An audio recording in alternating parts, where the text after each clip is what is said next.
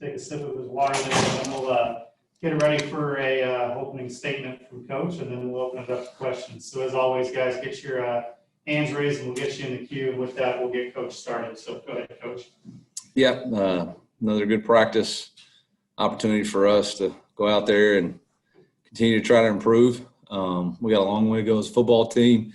Got mentally tested and physically tested with the heat today, and I was proud of the way our defenses responded. And we got to become mentally tougher on the offensive side of the football at a lot of positions, and we got a lot of growth to do and not a lot of time to do it. So with that, I'll open up questions. Peter, go ahead. Hi, Coach. I was kind of wondering, I know over the summer you guys, obviously with the march and everything, had a lot of discussions about social justice issues. And I was wondering if in the light of the shooting in Milwaukee this past weekend, if any more conversations have emerged with your team and how you kind of navigate those. We haven't yet, no. Mm-hmm. But, haven't yet, no. Okay. Ben Arnett, go ahead. Eli, Jim expressed some optimism about the season yesterday. You've had some pretty big mile markers with students coming back and classes starting and that kind of stuff. Do you share his optimism right now as you kind of go this week-by-week thing? How do you feel? I mean, whatever he said, I'm good with. I just know that really it's 2 weeks. We got to see what happens in 2 weeks. That's the incubation period of this virus. It's 2 to 14 days. And that's when you're going to know. 14 days from now, we'll know if everybody's taking it serious and what we need to be doing to wear a mask and be out and social distance I don't know. Those pictures at that apartment complex over the weekend didn't look like we were real close. So we got some work to do. Max Baker, go ahead. Coach, kind of going off that, I mean, obviously an unavoidable situation for your players last night, but after a few students poured the fire extinguishers down the stairwell at the apartment complex where your players are at, how concerned are you about the atmosphere at Mizzou? I know you sort of just mentioned it, but about that and the future of the season. Yeah. I got phone calls last night about it and got up and got out of bed and went down there and checked it out and made sure our guys were okay. And I gave some of the people a pass for not having a mask on because they had to get out from a fire call, but there's a lot of people out last night not wearing masks. It had me really concerned and had to tell my football team I was concerned about it too. Because again, it's a 14-day period. Just because you feel good today doesn't mean that the virus is not still out there. And that's the biggest thing. You can't get complacent. Every day there's a new opportunity to be exposed. If you don't wash your hands, practice social distancing, wear your mask, and stay in your personal bubble so that you can do your best to help us play. Dave Matter, go ahead. Hey, Eli, what's been your impression of Jalen Knox and what can he do for this offense and his role? Yeah, I mean, he's a hard worker. That's first and foremost. He's a good person. I like his personality. I like being around him. He's got incredible speed, good hands. He really wants to be good. And we've got to do a better job offensively of getting him the ball in space. We're going to have to be creative and finding ways for him to touch it.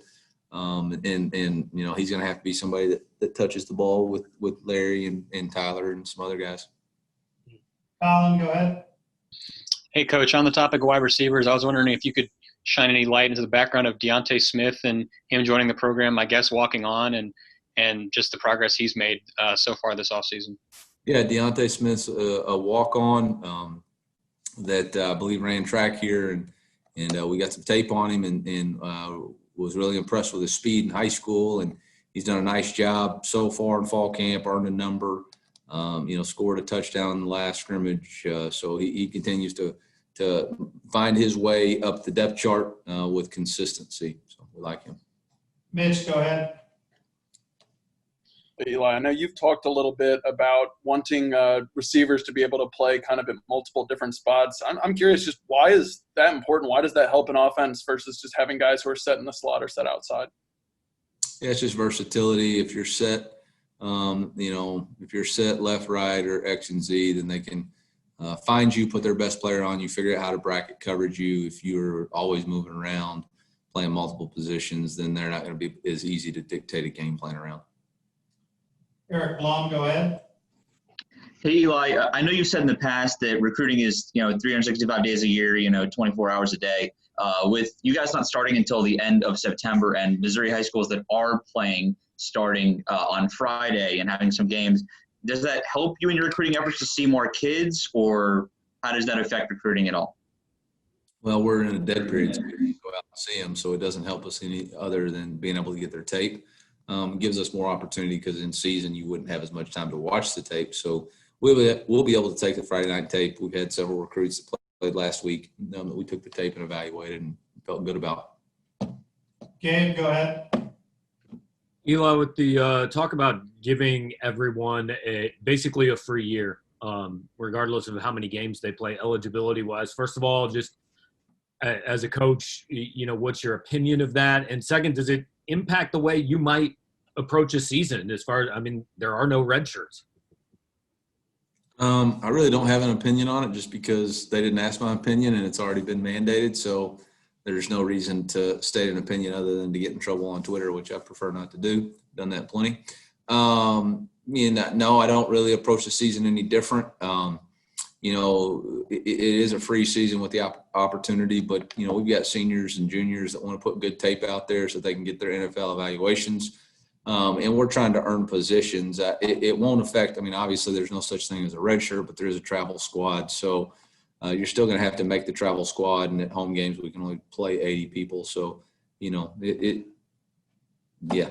weren't planning on red shirt very many people. We got 81 scholarships because the NCAA felt like that was what's best for Mizzou and about 9 other penalties. Suichi, go ahead. Hey, Eli, I don't expect you to give out the whole playbook, but in your words, what exactly is pro tempo?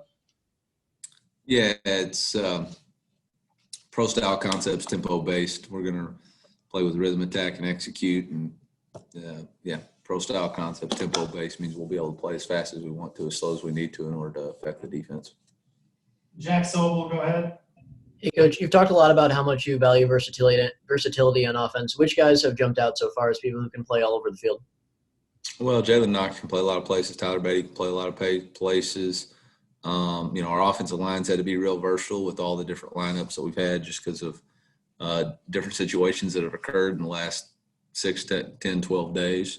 Our tight ends, Daniel Parker is a very versatile player. So those are some guys that give some versatility. Colin, go ahead. Hey, Coach, I was just curious, between the injuries to Messiah and Brendan and then Daniel Parker Jr.'s scare earlier this year, do you get the sense that the tight end room has maybe a tighter bond or sense of camaraderie among them just because of what some of those guys have gone through, or how do you think that's affected their relationships? They seem to be a tight-knit group. I think Coach Woods does a nice job of building a bond and relationship. They're always out there early. They always stay late. And I know Coach Woods is a great football coach who values relationships and values his players and treats them like he would his own son, Sawyer. So, yes. Dave, go ahead. Eli, when it comes to tight ends in your offense, does their role kind of vary from year to year just based on personnel that you have, or do you have kind of a set, kind of a definition in mind of what they are? It's based on matchups and ability. If they can create mismatchability with the defense, and if they give us an advantage by putting them in the game, then we like to utilize them. If they don't create an advantage, then we don't, then we're not going to play with 10. So we're not just going to put somebody out there just because they're the tight end. So whoever gives us the best 11 matchup wise and ability to play and affect the game for us offensively is what we'll utilize. So we utilize a lot of personnel and a lot of formations and a lot of, whatever, just to try to create mismatches. Gabe, go ahead.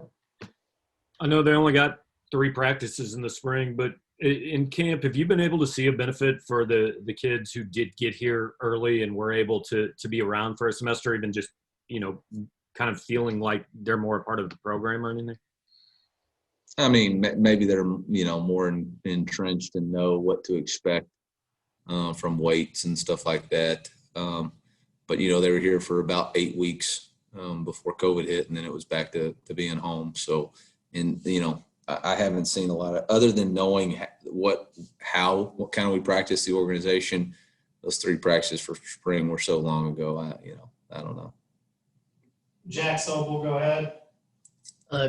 How far along is the offense in learning a brand new scheme, and what have been some of the major challenges so far? Yeah, we're not very far along. We got a long way to go. The challenge has just been inconsistency. We're inconsistent in a lot of execution plays and understanding what we got to do, whether it's quarterback, whether it's protection, whether it's routes. We didn't have that time in the spring to learn it and rep it, and football is all about reps. So we're trying to manufacture as many reps as quickly as we can, and yep. All right, guys, I don't see any more hands raised. Do we have anything else for Coach before we let him go? I was shocked Chris Gravino didn't ask me a question. I'm gonna let him slide on that. He's got a tea time coming, probably. All right. Well, hey, appreciate it. See y'all. Thanks, guys. I'm soaking it all in, Coach. Yeah, me too. Tomorrow, I'm on for the Saturday.